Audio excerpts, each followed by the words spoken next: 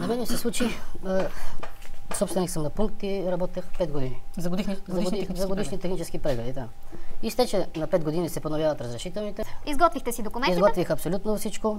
Подадох си в регионална дирекция Държавна автомобилна инспекция. И ме посетиха инспектори от ДАИ, които проверяват дали отговаряш или не отговаряш да подпишат наново разрешителното.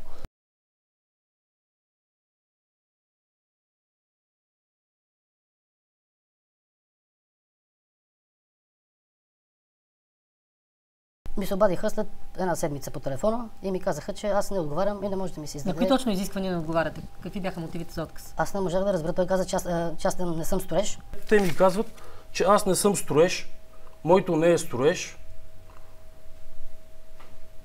Как съм работил толкова години?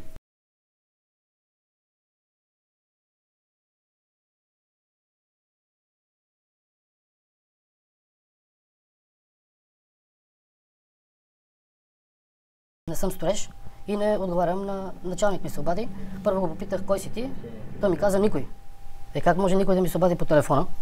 И викам, вие сте подписали толкова много документи, фалшиви. Аз имам от такива хора като вас страхотни проблеми в бизнеса. Значи това не е никой, това е Стефан Павлов, началник отдел за прегледите там. Началник отдел за прегледите там.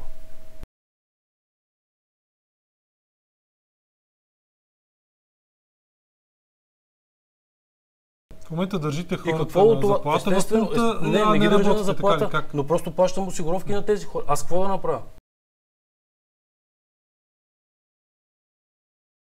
Аз какво да направя?